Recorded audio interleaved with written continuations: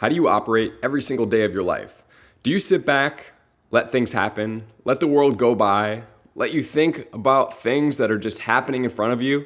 Or do you pursue everything with brevity, with enthusiasm, passion to get you exactly what you want? Welcome to Break and Build, where we take a break from your daily life to help you build your life in a positive direction. I am going to be your host, Billy Lutz. So today what we're going to talk about is going to be one of my favorite things, and that's going to be pursuing whatever is in front of you at your highest potential.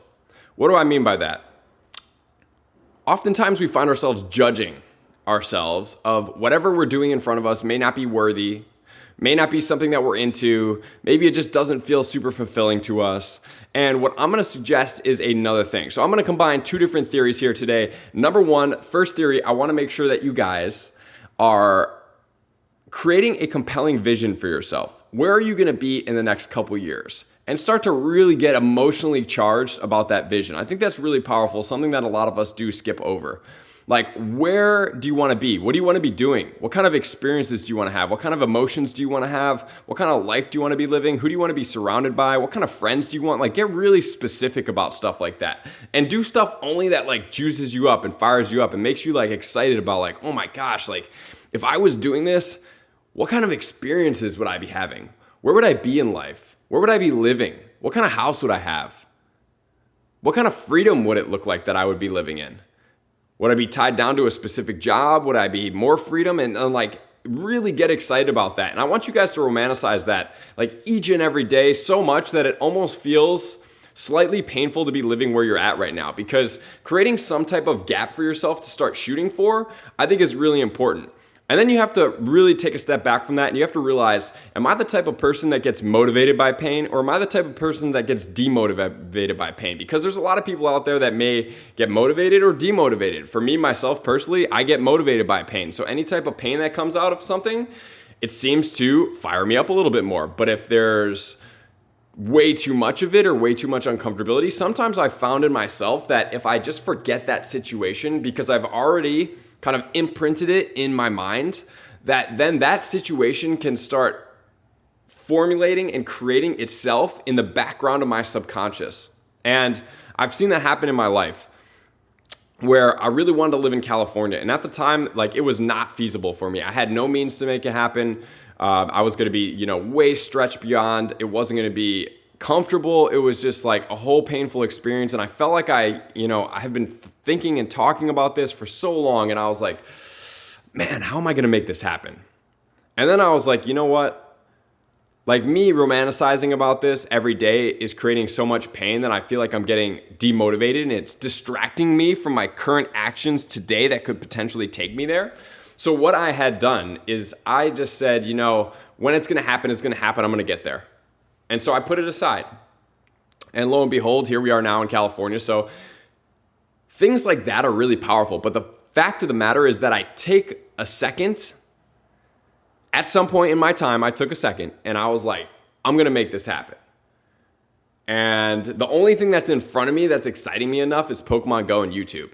So that's going to lead us into our second topic that I'm going to piggyback onto this topic. So you have your first step where you just like created this vision for yourself that feels uncomfortable, that you don't know how you're going to get there. It's a little bit out of your reach, maybe a big out of your reach. And you're like, I'm going to make it happen, right? You know that somebody out there has made your dreams happen for certain. And if you don't know, go find somebody that's living the dream that you want to live, and you can find them because they do it. There are people out there that have done it, and it is a thing. It is not a fantasy in your mind. It's a thing. It's actually happened. And there's probably people that have 10x'd your dream. So in that regard, now we have to do something that's going to be sitting in front of us, right? Because we have this imprint in our subconscious. That is branded in our brains, right? The next thing that we're going to want to do is we are going to want to find something in front of us. What do I mean by that? So for me, like I mentioned, it was Pokemon Go. I was doing nutrition practice. I was personal training.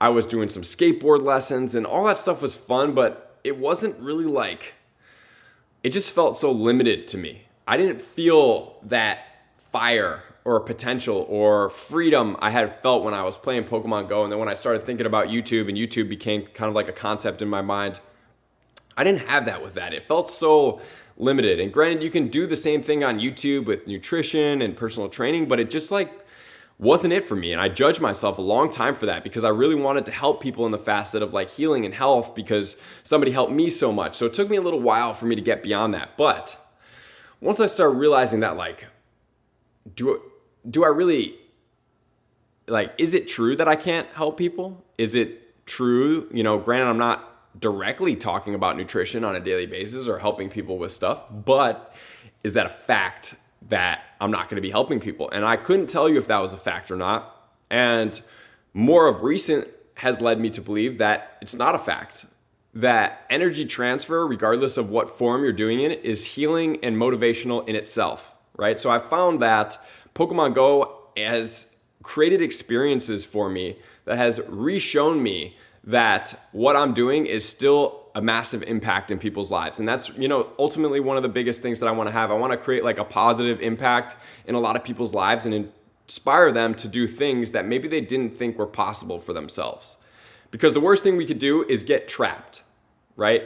Trapped in something that's demotivating, that's uninspirational, that is just not where you feel like you could potentially go, because we all are living on this planet, right? And I see and hear a concept quite frequently, which I want to talk about in a different episode. And that's going to be whether you are spiritual, whether you believe in God, whatever it is for you.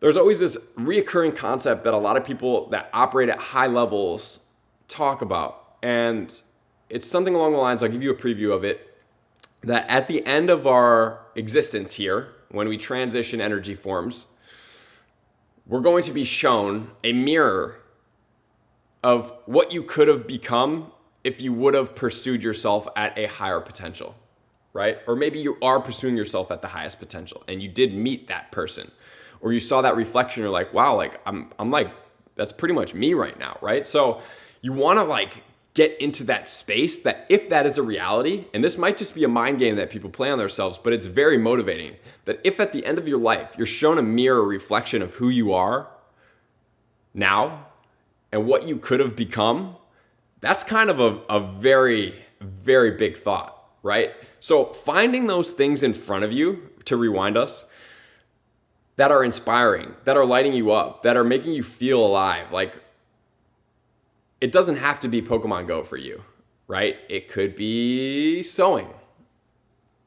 There's plenty of room out there that if you take, and I'm a full believer of this, whatever's sitting in front of you, and you pursue that at your highest potential, meaning you are excited, you are ecstatic, you are after it, you're like, man, let's go, right? And you are putting a massive amount of energy in there. I believe that anybody can be massively successful, even if it's super niche, like sewing numbers on jerseys, right? Like something super custom. Like, I think that anything could be that niche and very successful. And it's proven out there that you can probably go somewhere and find somebody that has millions of followers doing something super niche that you never thought was even possible.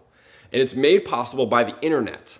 So if, and I think there's one clause in this, you pursue something at your highest potential and you're super excited about it, you never stop, you never give up, you're always after it, and you combine that with the passion and the ability to learn and slightly modify your direction. Not that it's taking you away from your vision, but you're able to get feedback from the outside world of what is going to make you more successful and fulfill you more. Right? Like when I started Pokemon Go, I was never locked into, I'm only going to do this specific thing, this specific way, because this is it. It was like, no, I'm doing Pokemon Go and this is fun for me. And then Pokemon Go started giving me feedback of like, hey, what's going to make me the most successful? And I was open to listen to that because ultimately my goal is to like reach myself at a higher potential. And I'm not going to get stubborn in my vision that's going to hold me back from taking me to that next step. Right? Because sometimes there's good stubborn and sometimes there's bad stubborn, where the world's like, dude, here's your anchor, grab it. We're going this way. Like, it's going to change your life. And you're like, no, I'm stuck here. I really like where I'm at. I don't want to feel uncomfortable. And remember, uncomfortability and growth are basically synonymous. You can't really grow without being uncomfortable. So you have to take that next step. You have to grab onto that anchor. You have to let the boat pull you through the water onto that next island so that you can see at that point, wow. And if you tried it out and you didn't like it and it's not congruent for you and you truly gave it your all, you can always go back because that stuff is still there. We're not talking about going from playing hopscotch to starting to, do bobsled racing. We're just starting to modify the hopscotch because, hey man, you could paint a pretty cool, little hopscotch table, whatever you call them. And you could start painting hopscotch tables and people get super amped on that. And then you do your hopscotch on those painted hopscotch. You know what I'm saying? It's just a morph of energy that the universe is like, dude, this is how it's done. This is what's going to be successful for you. Here's all your feedback from all the people that are watching you. Great, let's try it out, right? And if you pursue what's in front of you at a highest potential, I'm in full belief that eventually, even if that's not the thing for you, right? This is key. Even if that's not the thing for you, the thing will eventually come from that.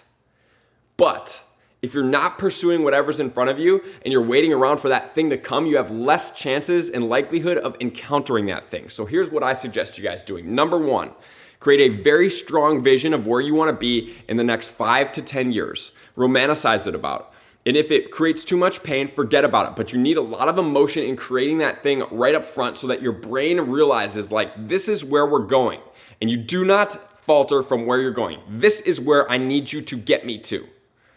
And whether you romanticize that on a daily basis, you visit it on occasion, you see things that remind you of it, that is going to be a continual practice. And then number two, whatever is in front of you that is exciting you, that is taking you to the next level, you need to pursue that with your highest amount of ability, skill, determination, and ability to maneuver and grow into that thing that is eventually going to lead you to wherever you need to be, unless that becomes the thing. You don't know. But you have to take action. You have to create that thought. You have to be on that next level. And there's only one way to do it. It's action, thoughts, potential. Keep repeating, listening, and maneuvering until you're at that highest potential. And then when you get to that next potential, you're like, wow, what could be next for us? Because you got a new level of excitement. So I just want to tell you guys that I really appreciate you for being here. Thank you for taking some time out of your day, that break that you need to build your life into a positive direction. So please, if somebody needs this episode, share it with them. I'm very passionate about this topic because it's changed my life. And I want it to change your life too. So pursue whatever is you at your highest potential. Don't judge that thing because it's going to ultimately bring you joy. And that's really the ultimate, goal I believe in life, is to find something that brings you joy and freedom and creates the ability for you to see what more is potential for you. So you're on this life marathon. It is a journey. It is not a sprint and a finish line. Once you get to that next finish line that you've created in your mind, a whole new world of possibilities open up. So make sure that you guys are ready, strapped, you take care of yourself on a daily basis, because ultimately you're in a vessel that's going to take you there. So thank you guys for tuning in. I hope you guys enjoyed this. I'm going to see you guys out on the next episode.